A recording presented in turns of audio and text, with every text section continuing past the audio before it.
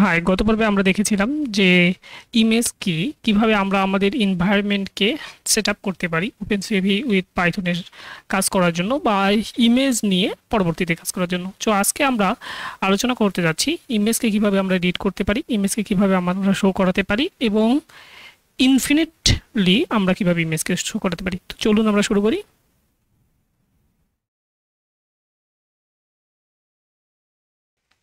এর জন্য প্রথমে আমরা আমাদের গতদিন যে ফোল্ডারটা তৈরি করে নিয়েছি সেই ফোল্ডারের ভিতরে ইন করতেছি। ইন করে আমরা আমাদের ভিএস কোডটাকে অন করে নিচ্ছি। অন করার কাজ শেষ হয়ে গেল। এখন নতুন এটা আমরা ফাইল তৈরি করব। ওপেনসিভির মাধ্যমে আমরা আজকে আমাদের ইমেজটাকে রিড করব এবং শো করব। তো আমরা একটা ফাইলের নাম দেই ইমেজ শোয়িং ডট ফাইল নাম দিলাম, যে কোনো একটা নাম দিতে পারেন। আমরা প্রথমে আমাদের ওপেন সিভিটাকে ইম্পোর্ট করে নিব। তো CV2 দিলাম। এরপরে হচ্ছে আমরা ইমেজটাকে জাস্ট রিড করতে যাচ্ছি।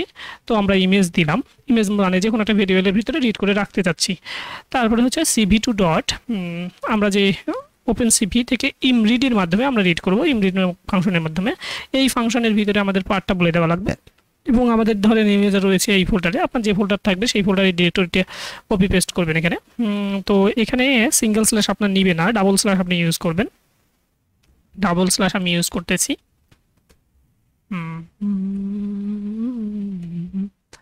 ওকে, আমার ডাবল স্ল্যাশ ইউজ করা শেষ। এখন আমরা যে কোনো একটা ইমেজকে এখান থেকে বলে দিব, যে কোনো ইমেজটাকে শো করাতে যাচ্ছি। ধরুন এই ইমেজটাকে আমরা শো করাতে যাচ্ছি। তো এই ইমেজটাকে এখানে বলে দিব, ডাবল স্ল্যাশ দিয়ে ওই ইমেজটা বলে দিলাম। তো আমার ইমেজটা রিড করা হয়ে গেল। আমি একটু দেখতে পারি যে আমার ইমেজটা রিড করা হয়েছে কিনা। প্রিন্ট ইমস ডট শেপ দিলেই শেপ দিলেই হচ্ছে আমরা ইমেজের শেপটা দেখতে পারবো, যে কতটুকু শেপ বা রিড করা হলে সেই শেপটা আমাদের সামনে ভেসে উঠবে। তো আমরা গতদিন এনভায়রনমেন্ট সেট আপ করেছি, সেই এনভায়রনমেন্টের ভিতরে আমরা জাস্ট রান করি, দেখি আমাদের ইমেজটা যে শেপটা দেখায় কিনা। দেখতে পাচ্ছেন ইমেজের শেপ দেখাচ্ছে। এখানে হাইট হচ্ছে আমার 2048, ওয়াইড হচ্ছে 4096। অনেক বড় ইমেজ এটা, তাই না? আপনাদের এত বড় ইমেজ থাকবে না সাধারণত। তো আমরা এখন ইমেজটাকে জাস্ট কি করব বলেন তো, ইমেজটাকে শো করব। ইমেজটাকে শো করার জন্য আবার আমরা ওপেনসিভির সাহায্য নিব। ওপেনসিভি আমাদের কি বলবে, একটা জাস্ট ফাংশন আমাদের প্রোভাইড করবে, যে ফাংশনের মাধ্যমে আমরা শো করাতে পারবো। এখানে আমাদের ফাংশন কি দেখতে পাচ্ছেন যে ইমশো। তো ইমশো কি নেয়, প্রথমে একটা স্ট্রিং নেয়, দেখতে পাচ্ছেন উইন নাম বা ইমেজ নাম, যে কোনো একটা নাম নেয়, স্ট্রিং দিলেই হবে যে কোনো একটা। তারপরে হচ্ছে আমরা কোন ইমেজকে শো করাতে যাচ্ছি সেটা। এখন যদি আমরা আবার রান করি, দেখতে পাচ্ছেন যে ইমেজ এসে আবার চলে গেল, তাই না?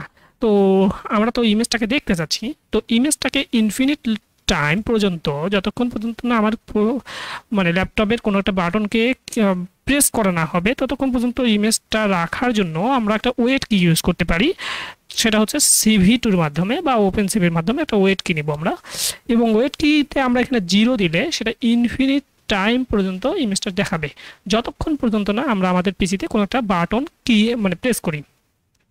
তো আমরা যদি এখন একটু দেখি, দেখতে পাচ্ছেন যে আমাদের ইমেজটা সুন্দরভাবে, খুব সুন্দর ইমেজ দেখা যাচ্ছে।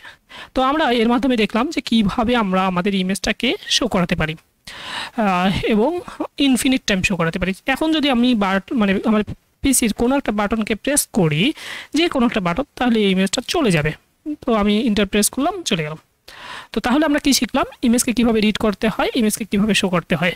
পরবর্তী পর্বে আমরা ইমেজের কালার কিভাবে চেঞ্জ করতে হয় এবং আসলে কালার চ্যানেলগুলো কি সেগুলো নিয়ে আলোচনা করব।